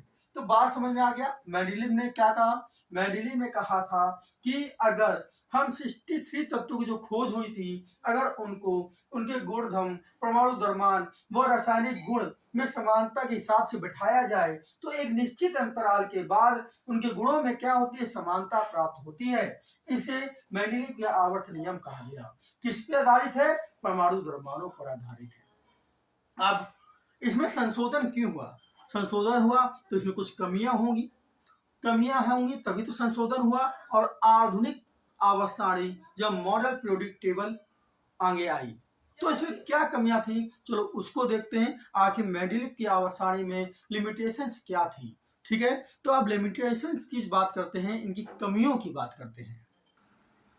तो दोस्तों, लिमिटेशंस ऑफ मेंडलीव क्लासिफिकेशंस, आखिर मेंडलीव क्लासिफिकेशन की लिमिटेशंस क्या थी, क्या इनमें कमियां थी, क्या इनके दोष थे। पहली कमी यह थी लिमिटेशंस, हाइड्रोजन का स्थान, पोजीशंस ऑफ हाइड्रोजन। जो हाइड्रोजन की पोजीशन थी वो मेंडलीव निश्चित नहीं कर पाए। आखिर हाइड्रोजन को कहाँ पे रखा जाए, हाइड्रोजन को पहले वर्ग पे रखा जाए या हेलोजन के साथ रखा जाए, ये निश्चित नहीं कर पाए। हेलोजन जो आपको पता है कौन सा वर्ग है, सातवां। तो अगर उसमें जाएंगे तो मॉडल पीरियोडिक टेबल जब पढ़ेंगे हम लोग तो ये वर्ग सातवां नहीं होगा, क्या होगा वो आगे देखेंगे। लेकिन अभी जो मेंडलीव की आवर्त सारणी में कौन सा वर्ग था, वो हेलोजन वर्ग सातवां वर्ग था और हाइड्रोजन पहला वर्ग। तो मतलब ये निश्चित नहीं हो पाया कि इसको पहले वर्ग में रखा जाए या फिर सातवें वर्ग में रखा जाए। बात समझ में आ गई। तो पहली पोजीशन क्या हुई, हाइड्रोजन का स्थान निश्चित नहीं था। मेंडलीव ये नहीं बता पाए हाइड्रोजन को कहाँ पे रखेंगे, पहला वर्ग अर्थात क्षारीय धातुओं के साथ या फिर सातवां वर्ग अर्थात हेलोजेंस के साथ। जो सातवां वर्ग जब आधुनिक पीरियोडिक टेबल पढ़ेंगे या आधुनिक आवर्त सारणी पढ़ेंगे तो सातवें वर्ग को क्या बोलते हैं हम लोग, 17वां वर्ग बोलते हैं, 17वां समूह बोलते हैं, ग्रुप बोलते हैं, ठीक है। तो पहला लिमिटेशन तो ये हो गई कि हाइड्रोजन की पोजीशन जो थी वो निश्चित नहीं थी। दूसरा क्या था, दूसरा था असंगत युग्म। एक्चुअल में जब मेंडलीव की आवर्त सारणी थी उन्होंने कहा था परमाणु द्रव्यमान के बढ़ते हुए क्रम में एलिमेंट्स को रखे जाएंगे। जो एलिमेंट्स होगा वो परमाणु द्रव्यमान के बढ़ते हुए क्रम में होगा। मान लीजिए पहले 8 है परमाणु द्रव्यमान, फिर 9 वाला, फिर 10, फिर 11, फिर 12, इस तरह से आएगा। लेकिन ये क्या हुआ, इनमें कुछ ऐसा पाया गया जो परमाणु द्रव्यमान कम थे वो पहले रख दिए गए और ज्यादा वाले बाद में। कहने का मतलब मान लीजिए कि एक का परमाणु क्रमांक 11 है और एक का परमाणु क्रमांक 15 है, तो पहले किसको रखा गया, परमाणु क्रमांक नहीं दोस्तों, परमाणु द्रव्यमान। अब ये किस पे आधारित है, परमाणु द्रव्यमान पे आधारित है। परमाणु क्रमांक मुंह से निकला, परमाणु क्रमांक नहीं, परमाणु द्रव्यमान। तो मेंडलीव ने क्या कहा था कि अगर हम परमाणु द्रव्यमान के बढ़ते हुए क्रम पे रखेंगे ना, तभी तो उन्होंने कहा था कि एक निश्चित एलिमेंट के गुण एक निश्चित अंतराल में जो दूसरा एलिमेंट मिलेगा उसके गुण से क्या होंगे, समान होंगे। बट इन्होंने ये परमाणु द्रव्यमान के बढ़ते हुए क्रम पे रख रहे थे तो कुछ कमी मिली। वो कमी ये मिली, जैसे मान लीजिए हम क्या कह रहे हैं आपसे कि किसी का भी परमाणु द्रव्यमान, एक का क्या है, तो आपका 9 है, एक का 10 है और एक का 15 है मान लीजिए। तो क्या करेंगे, जब हम बढ़ते हुए क्रम में रखेंगे तो पहले आप 9 को रखेंगे, फिर 10 को रखेंगे, फिर 15 को रखेंगे। लेकिन कहीं 15 पहले रख दिया जाए और 9 बाद में रख दिया जाए, पहले 15 फिर 9 फिर 10, तो ये गलत हो जाएगा ना। तो उसी तरह से इनके में भी क्या हुआ, दोष मिला। वो दोष क्या मिला, क्या है, परमाणु द्रव्यमान के बढ़ते क्रम वाली सारणी में कुछ अधिक परमाणु द्रव्यमान वाले तत्वों को कम परमाणु द्रव्यमान वाले तत्वों से पहले स्थान दे दिया गया। जैसे कोबाल्ट का परमाणु द्रव्यमान कितना है, 58.9, और निकेल का कितना है, 58.7। तो इसका 58.7 है, तो निकिल को पहले रखा जाना चाहिए था और कोबाल्ट को बाद में, लेकिन क्या किया गया, कोबाल्ट को पहले रखा गया है निकिल से। तो ये इसके क्या था, दोस्त था। बात समझ में आ गई। इसी तरह से टेल्यूरियम, टेल्यूरियम जो टीई है, टेल्यूरियम क्या है, टीई, जिसका परमाणु द्रव्यमान कितना है, 128 है। और आयोडीन का परमाणु द्रव्यमान कितना है, 127। तो कम किसका है, आयोडीन का। तो पहले आयोडीन को रखा जाना चाहिए था, बाद में टीई को रखना था, लेकिन टीई पहले रखा गया और बाद में आयोडीन को रखा गया। तो देखिए टीई को आयोडीन से पहले स्थान दिया गया। तो ये भी इसकी क्या थी, एक लिमिटेशंस थी। इसके क्या थे, दोष थे। तो दो दोष हमने क्या पढ़े, पहला तो हाइड्रोजन की पोजीशन, कि हाइड्रोजन की पोजीशन निश्चित नहीं थी। दूसरा, कुछ परमाणु द्रव्यमान कम वाले जो ज्यादा वाले से क्या कर दिए गए, बाद में रख दिए गए। मतलब पहले ज्यादा वाले रख दिए गए और बाद में कम वाले। बात समझ आ गई। जिनका परमाणु द्रव्यमान ज्यादा था उनको जिनका परमाणु द्रव्यमान ज्यादा था उनको परमाणु द्रव्यमान कम वाले से पहले रख दिया गया। ये इनका दूसरा दोष था। बात समझ में आ गई होगी। दो दोस्त ये हो गए। तीसरा दोष दोस्तों क्या है, जरा तीसरा दोष के बारे में समझते हैं। तीसरी लिमिटेशंस क्या है, समस्थानिकों की स्थिति, पोजीशंस ऑफ आइसोटोप्स। समस्थानिक, आखिर समस्थानिक क्या होते हैं, किसी तत्व के, किसी एलिमेंट्स के 2, 3 या और भी ज्यादा समस्थानिक हो सकते हैं। तो समस्थानिक होते क्या है, समस्थानिक का मतलब है, समस्थानिक किसी तत्व का वह गुण है जिनका परमाणु द्रव्यमान भिन्न होता है और परमाणु क्रमांक समान होता है।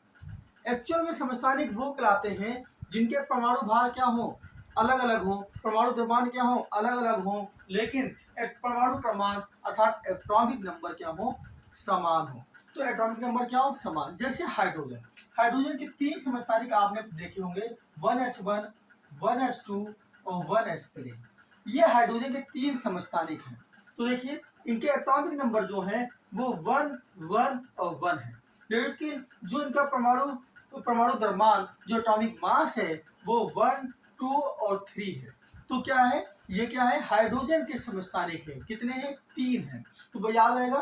तो समस्थानिक क्या होते हैं, समस्थानिक वो होते हैं जिनके परमाणु द्रव्यमान क्या हो, अलग अलग हो और परमाणु क्रमांक समान हो, एटॉमिक नंबर समान हो, वो समस्थानिक कहलाते हैं। और यही तो हुआ कि समस्थानिकों के लिए स्थान नहीं दिया गया, कोई स्थान निश्चित नहीं किया गया। ये क्या था, ये मेंडेलीव का एक और दोष था। अगला दोष की तरफ चलते हैं। आखिर अगला दोष क्या है, अगला दोष था अनावश्यक संबंध। मतलब कोई ऐसा संबंध ही नहीं है, कोई रिलेशन ही नहीं है, तब भी उसको वहां पे रख दिया गया। कैसे, देखते हैं। अनेक भिन्न गुण वाले तत्वों को समान समूहों में रख दिया गया। जिनके गुण अलग अलग थे लेकिन उनको भी समान समूह में रख दिया गया। कौन कौन, जैसे तांबा, चांदी और सोना। तांबा का प्रतीक सिंबल क्या है, Cu, चांदी का क्या है, Ag, और सोने का क्या है, गोल्ड, Au। तो तांबा, चांदी, सोना को क्षारीय तत्वों के साथ रख दिया गया। अब क्षारीय तत्व तो आप पढ़ चुके हैं, जिनको नहीं पता है वो वीडियो पहले जाके देख ले, पूरी सबको याद कराया है मैंने, समझ ले। तो कैसा है, तांबा है, चांदी है या सोना है, इनको किसके साथ रख दिया गया, क्षारीय तत्व। क्षारीय तत्व क्या थे, पहला वर्ग, पहला ग्रुप वो क्या कहलाता है, क्षारीय कहलाता है। आपने पढ़ा था, क्या था ऊपर, लीना, और यहां से इस तरह से 2 निकाल दीजिए, इधर हो जाएगा कब, रूबी, से और फरार, और इधर ले लेंगे क्या हो जाएगा, कापर, सिल्वर और ये गोल्ड। तो इस तरह से बेटा रखा गया था। हरलीना, हाइड्रोजन, लिथियम और सोडियम, और उधर से एक इधर रख दिया के, आरबी, सीएस और एफआर, ठीक है। और इधर रखा गया Cu, कापर, यहाँ पे सिल्वर और क्या, गोल्ड। तो ये फर्स्ट ए बोला गया इसको आवर्त सारणी में, किसकी, मेंडेलीव की आवर्त सारणी में, और उसको फर्स्ट बी बोला गया। क्या बोला गया, फर्स्ट बी। बात समझ आ गई। जबकि इसके गुण इसके गुणों से अलग थे, तब भी इनके साथ रख दिया गया। बात समझ आई। लेकिन जब हम लोग क्या पढ़ेंगे, मॉडल पीरियोडिक टेबल पढ़ेंगे, तो इसको अलग रखा जाएगा और इसको क्षारीय धातु तत्वों को क्या रखा जाएगा, अलग रखा जाएगा। समझ में आ गया। तो ये एक क्या किया जाएगा, इसमें संशोधन किया जाएगा, ठीक है ना। और क्या बनाई जाएगी, आधुनिक पीरियोडिक टेबल बनाई जाएगी, आधुनिक आवर्त सारणी बनाई जाएगी। तो मैंने कुछ दोष आपको बता दिए जो इंपॉर्टेंट थे। हाइड्रोजन की पोजीशन जो थी वो निश्चित नहीं थी। इसी तरह से पोजीशंस ऑफ आइसोटोप, मतलब जो आइसोटोप थे उनकी भी पोजीशन निश्चित नहीं थे। कुछ परमाणु द्रव्यमान जिनके ज़्यादा थे वो कम वाले से पहले रख दिए गए थे, और परमाणु द्रव्यमान जिनके ज़्यादा थे वो कम वाले से क्या कर दिए गए थे, पहले रख दिए गए थे। और आपने देखा कोई संबंध ही नहीं है तब भी जबरदस्ती रख दिए गए। ठीक है, तो ये दोष थे। इन दोष को अब सुधारा गया, और किसने सुधारा? वो साइंटिस्ट, वो वैज्ञानिक थे मोसले। मोसले ने इन्हीं में कुछ संशोधन किया, बाकी पीरियोडिक टेबल पूरी यही रही, कुछ संशोधन किया, उसी को नया नाम दिया गया आधुनिक आवर्त सारणी, मॉडल पीरियोडिक टेबल। जो मोसले ने दी थी ये परमाणु क्रमांक पर आधारित थी, एटॉमिक नंबर पे आधारित थी। याद रखिएगा, अभी तक जितनी पढ़ी थी मेंडलीव तक सब एटॉमिक मास पे आधारित थी, लेकिन मोसले की आधुनिक आवर्त सारणी किस पर आधारित है? परमाणु क्रमांक पर आधारित है। रट लीजिए, ये परमाणु क्रमांक पर आधारित है। और आधुनिक आवर्त सारणी के जन्मदाता कौन है? मोसले हैं। और अगर आपसे पूछा जाए कि अब पीरियोडिक टेबल के जन्मदाता कौन है, तो कौन है? मेंडलीव है। मॉडल पीरियोडिक टेबल के कौन है? वो मोसले हैं। तो अब चलते हैं हम लोग अगले पड़ाव की तरफ, और पढ़ना है हम लोग को आधुनिक आवर्त सारणी। आधुनिक आवर्त सारणी जो मोसले के द्वारा दी गई, उसमें क्या क्या संशोधन हुए थे देखते हैं। आधुनिक आवर्त सारणी में 118 तत्व है, 118 एलिमेंट है, इसलिए कहा जाता है ये मेंडलीव की आवर्त सारणी का दीर्घ रूप है, मतलब बड़ा हुआ रूप है, इसीलिए इसको बोलते हैं क्या? Long form. ठीक है, तो ये तो आपको ये समझ में आ गया, इसीलिए इसका नाम रखा गया आधुनिक आवर्त सारणी, या बोल सकते हैं मॉडल पीरियोडिक टेबल। किसने दी? मोसले ने दी। कितने एलिमेंट है? 118 एलिमेंट है। अगला क्या है?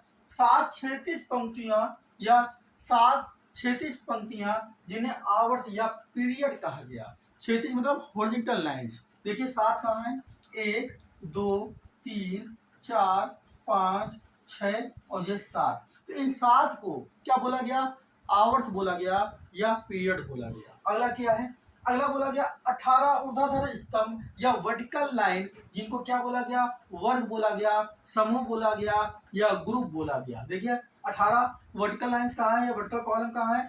1, ये 2 3 4 5 6 7 8 9 10 11 12, ये देखिए 13 14 15 16 17 और 18 वर्टिकल कॉलम है, जिनको हम लोग क्या बोलते हैं? उनको हम लोग क्या बोलते हैं? वर्ग बोलते हैं या ग्रुप बोलते हैं।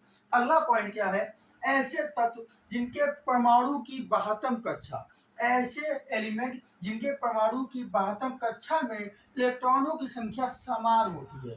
72 कक्षा मतलब क्या है? Outermost shell. वो एलिमेंट जिनके आउटर मोस्ट सेल में इलेक्ट्रॉनों की संख्या क्या होती है? समान होती है, उनको एक ही वर्ग में रखा गया, उन्हें एक ही वर्ग में रखा गया। यही कारण है कि एक ही वर्ग के सभी तत्वों के गुण क्या होते हैं? समान होते हैं। तो क्या किया गया? जिनके जिनके आउटर मोस्ट सेल में इलेक्ट्रॉनों की संख्या क्या मिली? समान मिली, उनको हम लोगों ने एक ही वर्ग में रख दिया। तो इससे क्या हुआ? हमने एक एलिमेंट के गुण के बारे में पढ़ा, तो हमें उस वर्ग के पूरे एलिमेंट के गुणों का ज्ञान हो गया। ठीक है, अगला चीज क्या था? अगला है छठा आवर्त। छठा आवर्त तीसरा वर्ग। ध्यान से देखिए, ये है छठा आवर्त और ये रहा तीसरा वर्ग। छठे आवर्त और तीसरे वर्ग में 57 से लेकर 71, 57 से लेकर 71 15 एलिमेंट तत्व रखे गए, जिनको क्या बोला गया? लेंथेनाइड सीरीज बोला गया, या क्या बोला गया? लेंथेनाइड सीरीज बोला गया। कितने एलिमेंट है? 15 एलिमेंट हैं, 57 से लेकर 71 तक। कहाँ रखे गए? छठे आवर्त और तीसरा वर्ग। इसी तरह से सातवें आवर्त और तीसरे वर्ग में, सातवें आवर्त और तीसरा वर्ग, सातवां ये आवर्त और ये तीसरे वर्ग में 89 से लेके 103 तक 15 एलिमेंट रखे गए हैं, जिनको क्या बोला गया? एक्टिनाइड सीरीज बोला गया। एक्टिनाइड सीरीज बोला गया। 89 क्या बोला गया? Actinide series. कहां से कहां तक है? 89 से लेकर 103, 15 एलिमेंट हैं। कहां रखे गए हैं? सातवें आवर्त और तीसरा वर्ग। और क्या किया गया? हाइड्रोजन का स्थान यहाँ पे वर्ग 1 और वर्ग 17, मतलब वर्ग एरिया हाइड्रोजन वाला, हाँ, ये क्षारीय धातुएं जो हम बोलते हैं, क्षारीय धातुएं जिनको बोलते हैं वाला वर्ग, और यहाँ पे जो 17 नंबर है इनको हेलोजन धातुएं बोलते हैं, ये वाला वर्ग। इन दोनों के ऊपर स्थान दे दिया गया क्योंकि हाइड्रोजन के गुण इन दोनों से मिल रहे थे, क्षारीय धातुओं से भी मिल रहे थे और हेलोजन से भी गुण मिल रहे थे, कुछ गुण मिलते थे, इसलिए इनका जो हाइड्रोजन का स्थान है आधुनिक आवर्त सारणी में कहाँ कहाँ दे दिया गया, वर्ग 1 में और वर्ग 17 दोनों के ऊपर दे दिया गया। तो ये बात भी आपको क्लियर हो गई। क्या क्या क्लियर हुआ कि क्या क्या है, क्षैतिज हॉरिजॉन्टल जो लाइंस हैं, हॉरिजॉन्टल जो पंक्तियां हैं उनको हम लोग क्या बोलते हैं, आवर्त बोलते हैं, जो वर्टिकल हैं उनको ग्रुप बोलते हैं, ऐसे तत्व जिनके आउटर मोस्ट सेल में इलेक्ट्रॉनों की संख्या समान रही उनको एक वर्ग में रखा गया, जिससे एक वर्ग के गुण याद कर लें तो सभी के गुण क्या हो जाए, याद हो जाए। उसके बाद छठा आवर्त तीसरा वर्ग कहाँ से कहाँ तक, 57 से लेके 71 क्या बोलते हैं, लेंथेनाइट सीरीज बोलते हैं। और सातवां आवर्त तीसरा वर्ग एक्टिनाइट सीरीज कहाँ से कहाँ तक बोलते हैं, 89 से लेके 103 तक बोलते हैं। और जानकारी ले लेते हैं आधुनिक आवर्त सारणी में क्या है। पहले आवर्त में तत्वों की संख्या, ये जो आपका पहला आवर्त है इसमें एलिमेंट्स के नंबर कितने हैं, ये क्वेश्चन बहुत ज्यादा पूछा गया है और पूछा जाता है। देखिए पहले आवर्त में यहाँ हाइड्रोजन है तो यहाँ पे हीलियम है, तो पहले आवर्त में तत्वों की संख्या कितनी है, 2 है। इसी तरह से आपसे पूछेगा दूसरे आवर्त में कितनी है, तो 1 2 और इधर कितनी है, 1 2 3 4 5 6, तो 6 और 2 8। तो दूसरे और तीसरे यहाँ भी देखिए 2 और इधर भी 6, तो दूसरे आवर्त और तीसरे आवर्त में अगर एलिमेंट की संख्या पूछी जाए तो कितनी है, 8 है। 8 है। आपसे पूछा जा सकता है बताइए आधुनिक आवर्त सारणी में दूसरे आवर्त में कितने एलिमेंट होते हैं, तो आप कहेंगे 8। अगर कहें तीसरे आवर्त में कितने एलिमेंट होते हैं तो भी कहेंगे क्या, 8। उसी तरह से चौथे और पांचवें आवर्त में, ये चौथा आवर्त जो है यहाँ से लेके यहाँ तक, इसमें एलिमेंट की संख्या 18 है। देखिए 1 2 3 4 5 6 7 8 9 10 11 12 13 14 15 16 17 और 18। इस तरह से 14वें में और इस तरह चौथे में और पांचवें में, चौथा आवर्त और पांचवा आवर्त दोनों में कितने एलिमेंट है, 18 एलिमेंट है। तो चौथे और पांचवें आवर्त में तत्वों की संख्या कितनी है, 18 है। उसी तरह से अगर छठे आवर्त में पूछे तो टोटल कितने हैं, 32 है। 32 ये देखिए छठे आवर्त में यहाँ से लेके यहाँ तक एलिमेंट की संख्या 32 है, क्योंकि यहाँ पर लेंथेनाइट सीरीज 57 से लेकर 71 तक रखी गई है, जिसमें 15 एलिमेंट ये हैं, 15 ये हो गए, एक ये 16 एक 17 18 19 20 21 22 23 24 25 26 27 28 29 30 31 और 32। तो छठवें आवर्त में एलिमेंट की संख्या क्या है, 32 है। और अगर आपसे पूछा जाए सातवें आवर्त में एलिमेंट की संख्या क्या है, तो आपका जवाब रहेगा अपूर्ण है, मतलब इसमें अभी खाली स्थान है, इसको भरा जा सकता है, ये अभी एलिमेंट की खोज हो सकती है। तो इस तरह से अगर आपसे ये क्वेश्चन पूछा जाए तो ये क्वेश्चन भी आपसे हो जाएगा। अभी तक जितनी थ्योरी होती थी वो सब थ्योरी हम लोगों ने पढ़ ली है। थोड़ी सी थ्योरी बची हुई है, वो है कि S block, P block, D block और एफ ब्लॉक क्या कहते हैं, और 2-3 परिभाषा है। उसके लिए मैं एक छोटी सी वीडियो नेक्स्ट वीडियो लेके आऊंगा जिसमें वो थ्योरी का पोर्शन पूरा खत्म कर दिया जाएगा। तब तक मिलते हैं, जय हिंद, नेक्स्ट वीडियो में।